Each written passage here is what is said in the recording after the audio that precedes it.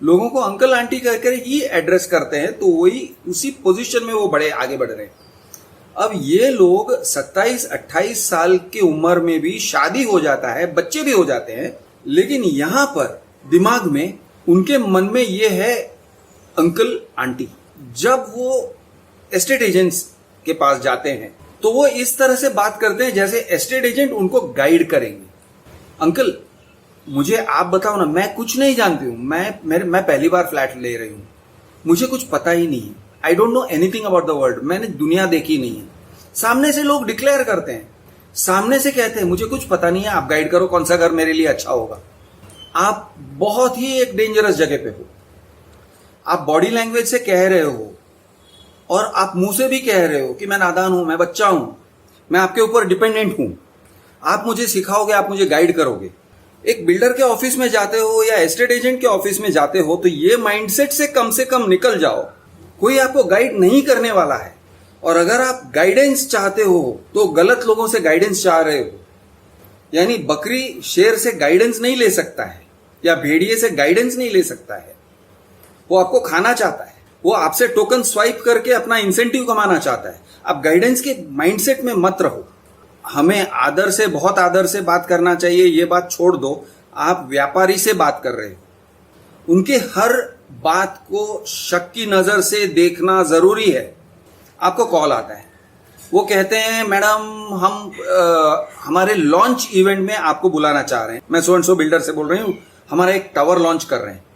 अब tower launch कर रहे हैं मतलब वो ऐसे नहीं है कि किसी की बर्थडे पार्टी में आपको बुला रहे हैं या किसी की शादी में आपको बुला रहे हैं, वो अपना एक कमर्शियल मार्केटिंग शुरू कर रहे हैं, उसका ये मतलब है, तो आपको ये मतलब लेना चाहिए।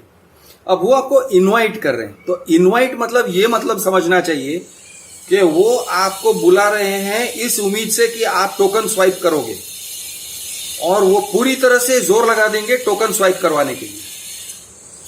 क्या ये जिस प्रोजेक्ट में आप जा रहे हो आपके लिए सूटेबल है? तो आपका एक डिफॉल्ट पोजीशन रहना चाहिए कि no it is not suitable to मी।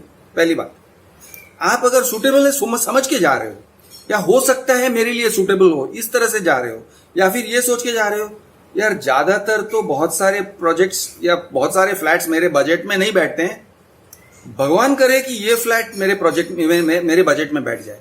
वो टाइप का जो माइंडसेट है बहुत ही डेंजरस है आपके लिए। यानी आप उम्मीद में जा रहे हो, प्लीज उम्मीद में मत जाइए।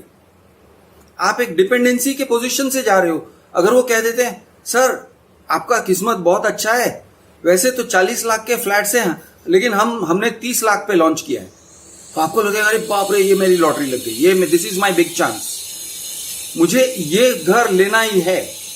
ये टाइप के आप डिसीजंस ले देते हो। क्यों? क्योंकि आप सोचते हो कि सामने आपको फ्लैट मिल रहा है। अब पहली बात है कि under construction house is not a flat.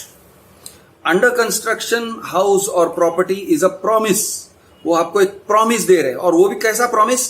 Usually लंबा प्रॉमिस। आप खतरे में हो क्योंकि ये प्रॉमिसेस सच नहीं होते हैं। कभी कभी आप खुद देखोगे कि उन्होंने मुंह से कुछ बोला है और वो सच नहीं है। आप रेरा पे जाओगे तो आपको पता चलेगा 2028 का डेट लिखा हुआ है, और फिर वो कहते हैं नहीं सर डोंट वरी, आप यकीन मानिए 2026 में हो जाएगा, वैसे 2025 में हो जाएगा। वो गलत कह रहे हैं, वो झूठ कह रहे हैं। अगर रेरा पे 2028 लिखा है तो 2028 में ही होना है। There are no free lunches. कोई आपको फ्री में खाना नहीं खिला रहा है, कोई आपको फ्री में ये पिकअप ड्रॉप ऑफ नहीं दे रहा है। अगर वो पिकअप ड्रॉप ऑफ दे रहे हैं तो इसका मतलब है उनको बहुत कॉन्फिडेंस है कि आप स्वाइप करोगे, और उनका जो कॉन्फिडेंस है वो ट्रेंड लोगों का कॉन्फिडेंस है। वो भेड़िए हैं, भेड़ियों का झुंड है, और आप उनके बीच में जा रहे हो, अपना डेबिट कार्ड क्रेडिट कार्ड लेके जा रहे हो या चेकबुक लेके जा रहे हो। ये मत सोच लीजिए कि हम नॉन बैंकेबल चेक ले रहे हैं तो आप सेफ। नॉर्मली क्या होता है, सर डोंट वरी आप चेक दे दीजिए, एक्सप्रेशन ऑफ इंटरेस्ट है 5 लाख का बना दीजिए, नॉन बैंकेबल चेक है, पूरा साइन करना पड़ेगा सर, लेकिन हम बैंक में नहीं डालेंगे। ये एक तरीका होता है। या फिर वो कहते हैं सर आप चेक कैंसिल कर दीजिए और सिर्फ चेक दे दीजिए। उससे भी आपका खतरा होता है। आप अगर सिर्फ चेक भी देते हो, उनको आपके बैंकिंग डिटेल्स पता चलते हैं सिर्फ चेक देने से। आप साइन करके दे रहे हो तो और भी उससे खतरा है आपको।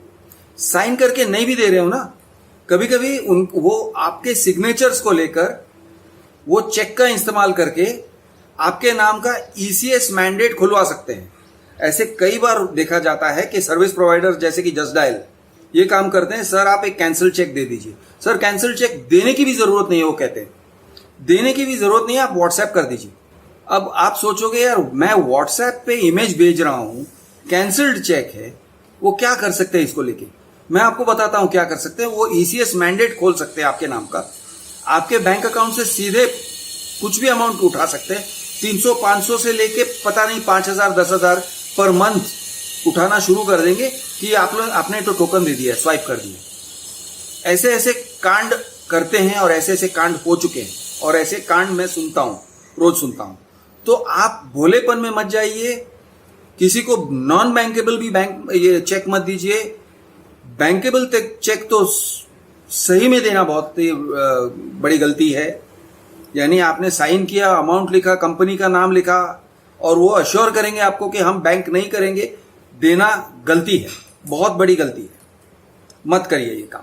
आप भोलेपन में रह के बचपन की तरह आप ट्रस्ट मत करिए कि ये मेरे स्कूल टीचर है, ये मेरे प्रिंसिपल हैं, ये लोग मेरे हितैषी हैं, दे आर वेल विशर्स। ऐसे मत सोचिए, ये वेल विशर्स नहीं है, ये परभक्षी है या प्रेडेटर्स है कि आपको खाने को निकलेंगे और आपके पैसे डूबने के बाद आप फिर उसको रिकवर करने ट्राई करोगे, बहुत मुश्किल हो जाता है।